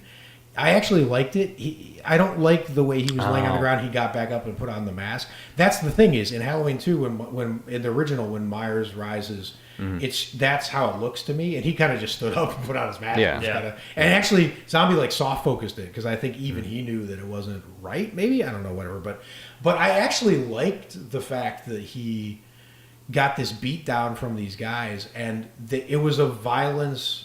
It was a dumb American violence compared to what Michael Myers' violence is, right? So, like, when they were walking away, there was this moment after they beat him up, and the guys were like, "That was a professional ass beating." Oh, yeah. He's like, "Woo, I'm Jack now." Like, you just want those guys to die. And then he throws them on the antlers of the truck, and I was like, "Oh, I forgot that actor's name. He's a character actor and everything. He's great too." And I was like, "I like this." Yeah. What do you think of the stripper part? I loved it. I know it's super random and cheesy, but let me tell you something. I had this thought when I was watching it, and I want to think of other horror movie examples, and it'll be hard to do in real time. But if any pop into your head, tell me, like, whatever. But so you're in a hallway, and you hear something bad happening, and then Michael Myers comes around the corner, and he looks at you, and he's coming after you. That is a terrifying. That was scary. Yeah. No, that didn't happen. Wait. No. In the stripper, what? So I'm giving you an example. As an example of if you were in a hallway and you heard a motion, and then Michael Myers came in the hallway and he was staring at you, that would be a terrifying moment, right? How do you make Michael Myers coming after you more terrifying? So he beats the crap out of the guy. The stripper's in the hallway. She's beating on the door, trying to open it and get out. And then you hear this blood-curdling scream that sounds like a woman because it's high-pitched. And the guy comes running into the hallway, and his arm is broke as fuck. And it's flapping around, and he's like, ah! And I was like, that's how you make that more scary, because that's scarier than Michael Myers coming around the corner. Like, if I was that stripper, if Michael Myers came around the corner, I'm like, oh my God, I got anger. But when that guy coming around the corner, I would be like, oh shit! Yeah. It was just chaos, like terrifying chaos. I actually really liked the way he shot it because it wasn't the killer coming around the corner. It was like what he did to someone coming around the corner, and it was like, I don't know. I found it really like impactful. At first I was watching that, and during that scene I was like, oh, this scene feels kind of dumb. I don't really like it until the guy went to go take the trash out, and I loved that whole scene. The confrontation between those two. I don't know what it was about it. Like it was just his cockiness, and then he punches him, and he's like, "Fuck!" Yeah, yeah, that hurts. And I also like how he killed him, just giving stamped him his head. Yeah, stomped his head. It looked fucking cool. I did not like they decorated the stripper bar with the dude. Oh yeah, how he That hung was him up so like fucking dumb from the lights. Oh yeah. But That they did that in the Halloween too with the cop or the security guard in they a sense. did. So maybe that was like an illusion. I'm not quite sure, Yeah. but And I liked how he flipped the sign to close. Yes. Oh, yeah. I love those that was little awesome. moments like that. I really That was dig. awesome. Yeah. one of the establishing shots when they were showing it's the rabbit in red, which is kind of Mm-hmm. a cool little throwback to the little matchbook from the original movie. Mm-hmm. But the billboard with Sherry Moon zombie on it that said like home of the mother of Michael Myers, and it's Mm-hmm. just like I kind of like this is one of the things that Zombie did pretty effectively, like, and even showing Dr. Loomis capitalizing off of like the horror that happened in the first one, or capitalizing off of like Michael Myers. That was pretty effective too. Yeah. That was good.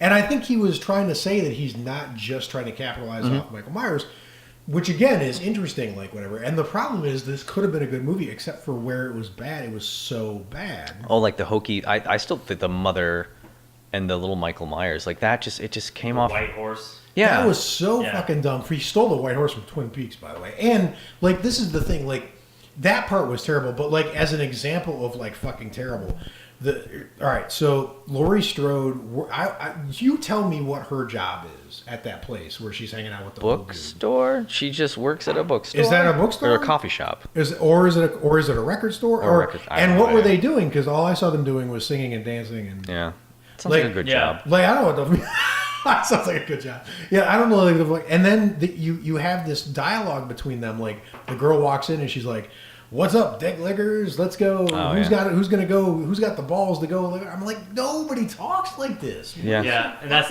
where I can't. That's Rob Zombie's My issue. notes throughout the whole notes is just, oh my god, the writing. A few more notes. Jesus Christ, the writing. Right. It just kept coming back at you with just bad Yeah. dialogue. And then the whole concert rave murder sequence was Oh, yeah. dumb and unnecessary and like Boobs for no reason too. pedestrian and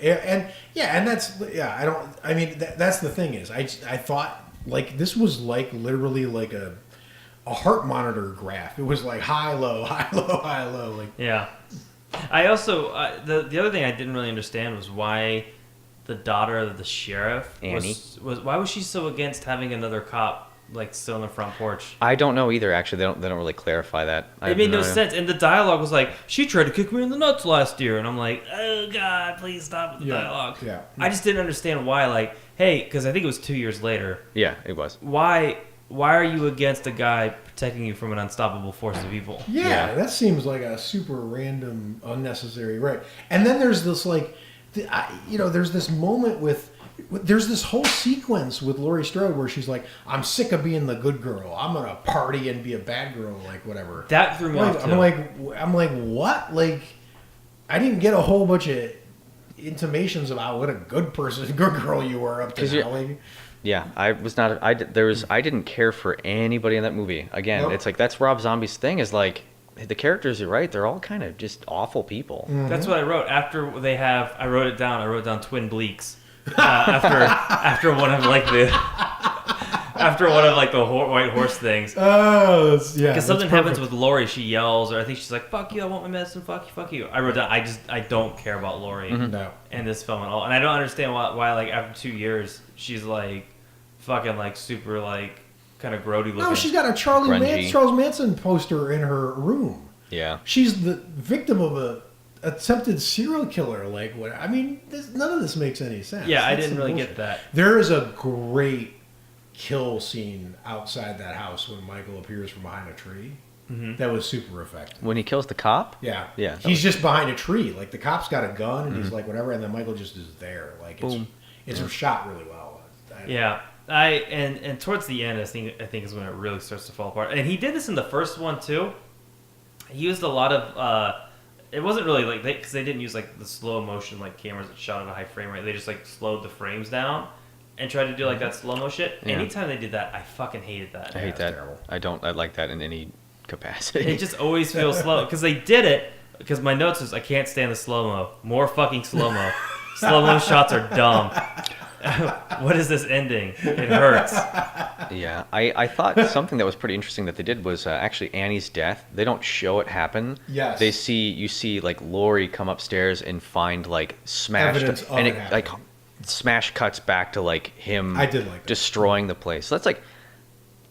It like you're right. There are highs and lows. Like it's like that's when like Rob Zombie can make a good movie. I just think someone else needs to write it. Yeah. Yes. Like Yes. needs to do his dialogue. That's man. my last note. And structure it, right? Yeah. And like make the in or out decisions about this shouldn't be here or this should be here or like whatever. But to your point, that whole sequence when they tell Brad Dourif that the call came from his house, Yeah. and that whole reaction sequence is amazing. Yeah, and so well done. And I was so like on his side. And Yep, invested love in Brad my Dourif. work. And then the ending, it got a little weak again to me because Brad Dourif was when I get his anger at Malcolm McDowell and he punches him and there's this whole thing like whatever, but he seemed weirdly not in a rush to get Lori out of there. Oh, Brad? Like, yeah. Or His character, sure. they were just kind of dicking around outside. I mean, think about it. Malcolm McDowell saw this the hostage, quote unquote hostage situation on TV in his suite with a glass of wine in hand. And then the next thing we know, he's there. So like this hostage, this thing went. I mean, where was he? Was he down the street? Yeah, he had to be Like, very close. No, but Yeah. or not, or No, I maybe it know just that. went on for a half an hour. And then when he got there, they had all these conversations, and everyone was like mad at each other, doing whatever. There's a girl inside with Michael Myers. You guys are like fucking around out here, like. Make a decision. It was like Please. really weird how unconcerned they were with solving the Oh, actual, yeah, for sure. situation. And then I did not at all believe the whole Malcolm McDowell charge in there and save the day sequence. And I did not understand at all the most important conceit of this movie. Michael's mom keeps telling him, "Bring us home." How was he going to do that exactly? I assumed he was going to do that by killing Lori. That's what I thought too. Yeah. But it worked. He brought them home Yeah. and didn't kill Lori. Yeah. So killing Lori wasn't the way to bring them home. Yeah. Then it was killing Malcolm McDowell, but that makes no sense because he's not connected to shit in their family. No. So what the fuck how do you bring them home? Like, what's the plan? Like, he didn't kill Laurie Strode, but it worked. Yeah, go ahead. I'm Wow. super. I was gonna say like I actually I enjoyed Malcolm McDowell charging in there just because like I think it's because I also was thinking of the entire like canon of Halloween movies of like Dr. Loomis, like when he turned to Bracken was like, let me at least do this for you. Like Yes. I kind of liked that. I was like, Yeah, okay, no, cool. I Like I liked was like, that he- it's a good redemption for like you hated Loomis. They made you hate him, and like this finally is gonna like fix it. Yeah, no, I'm all right. I misspoke. I like that he went in there. I like that they were giving him a sort of hero motivation finally at the end. But basically, he went in there, yelled at Michael, turned his back on Michael because he has not realized Michael is dangerous. Yeah. Is talking to Laurie straight on for like 4 minutes while Michael's sneaking up on him because again, why pay attention to Michael? He's Yeah. no threat. And then Just shout, and it's then, all in your mind. For Yeah, 4 minutes. yeah, and then he just kills Malcolm McDowell. So like, Did Malcolm he McDowell didn't die in change this the one? equation. Yeah, you're right. The whole thing was a fucking mess to me. The only thing I actually liked because I found it semi creepy was that she was being held down by young Michael. It didn't make any sense. Yeah. But I felt like it was kind of creepy when they were shooting and she was just struggling with nothing. And then they showed creepy young Michael, who I did find creepy. I like that actor. And he was The new holding kid? her down. Yeah. Yeah. I thought that was kind of cool. It made no fucking sense at all, but like it was kind of like. Well, it kind of showed that they both share this psychosis. I don't know if it's necessarily was like the ghost of little kid him, but like she clearly has some sort of mental disorder now. I guess maybe it's genetic. Like I mean, Right. I guess it made them seem more related. Yeah, but it But can't that's where it just gets be a hairy. mental Yeah. disorder because it's got to be some kind of possession-ish scenario because they you can shoot them like 50 times. They're not human. That's true. Yeah, he does right? get shot like a lot. something weird. He does get shot on. A whole lot. There's something really weird happening, and I saw somewhere online that someone said that the whole movie's a dream because how it goes to her in that white hallway at the end. Oh. That's what I wanted to bring up next. Was the whole like psycho ending of her? Yeah. Like, I smiling. hate that fucking shit. Oh yeah. Oh my god, it's the same shot. Yeah. It's the same fucking shot. Are you kidding me? You I- can't end your movie on the same shot as another famous horror movie. I did not like that. Especially, I was like, Oh, because so the camera was bad. just like dollying towards her, and I was like, oh no, they're not. Oh, stop moving the camera. Don't get to, oh my god, you're getting close. You're too close. Okay, they're there, but just Don't don't look smile. up. Don't look up. Oh god, she's looking up. Yeah. She's looking up. Okay, she's Yeah. fully up. Don't smile. Okay, she smiled. God damn it. Yeah, I know. Yeah, why? Yeah, why was she in that white hallway? What was That's that? the part I don't understand.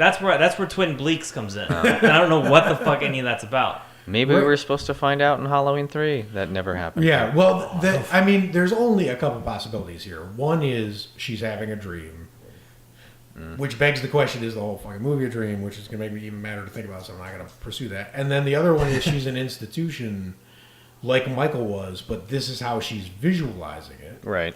right? Which would make the most sense, Yeah. right?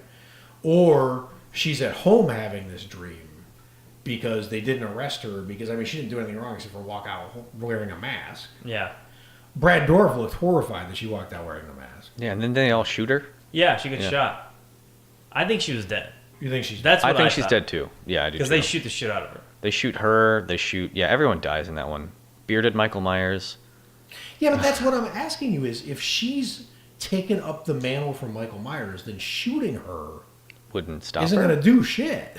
Yeah. well, Michael yeah. Myers is not dead then by that logic as well, because he was shot a whole bunch. Well, but- maybe, yeah, except for the way she came out of there, it's like the torch passed, and now Oh. it's her. Like whatever animates Michael Myers and makes him invincible to bullets and all that As stuff. if like we don't Passed see to her her. get back Oh, up. like the end of Halloween 4, kind of. Yes, Danielle exactly. Harris. I don't know because it's a fucking hot mess. But Yeah. the only thing I liked in that sequence, I did like Malcolm McDowell charging in, and I did like little Michael holding her down because I thought it was really creepy. Because that kid is creepy, and he was just like dispassionately like just pinning her like a helpless fly, which I thought was kind of cool. The rest of it was dog shit. Yeah.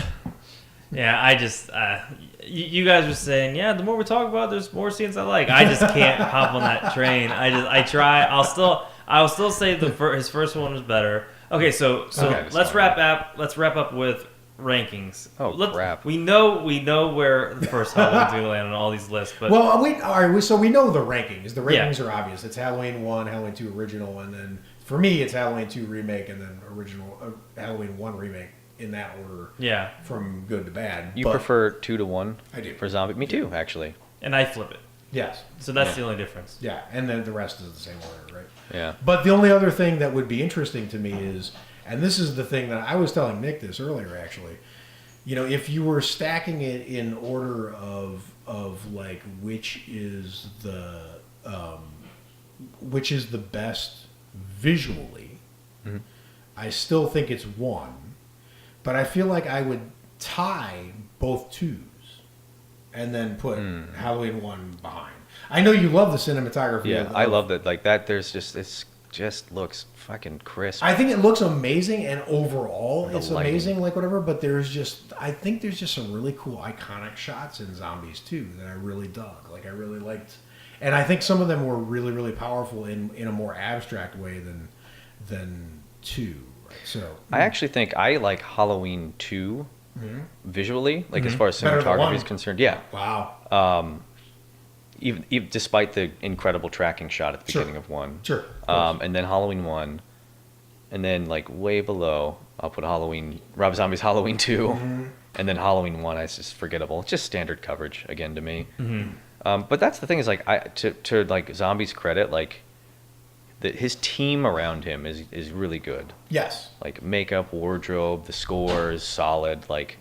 So like he has a good team around him, and like I said, I think he could be a competent director. I just don't like his writing. It's just No. and like I won't like trash any people, like because like a lot of people comment when we talk about it on Hello Weekly. Like some people love Rob Zombie's Halloween. I'm not gonna discredit them. Like it's a taste thing. Sure, Some of people course. like his style. I just don't happen to be one of those Yeah, people. and that's fair. We never say that No. something's just wrong, and anyone who likes it is wrong. That's No. that's Yeah, not you guys right. are. No, we wouldn't do that. No, we wouldn't do that. That's obvious. Some people do that, Some- but those people are idiots. Those, yeah, we don't. We can discredit those. We Yeah, don't. we can we discredit those people people's because they don't shit. want to have a conversation. Right. No, but in terms of style, I think I'll go with 2.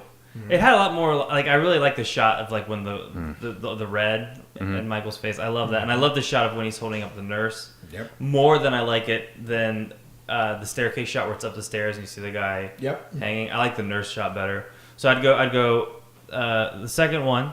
Original 2. Yeah, original 2, Original 1. original 1, then remake 1, Then you remake go 2, back to last. or sequel 2, however we want to. Yeah, That's fair. Yeah, However we want to cover it. So, but we have a lot more Halloween films to cover. we do. We're gonna divvy it up in a way that makes sense to our resident Halloween expert, Yes. Alex.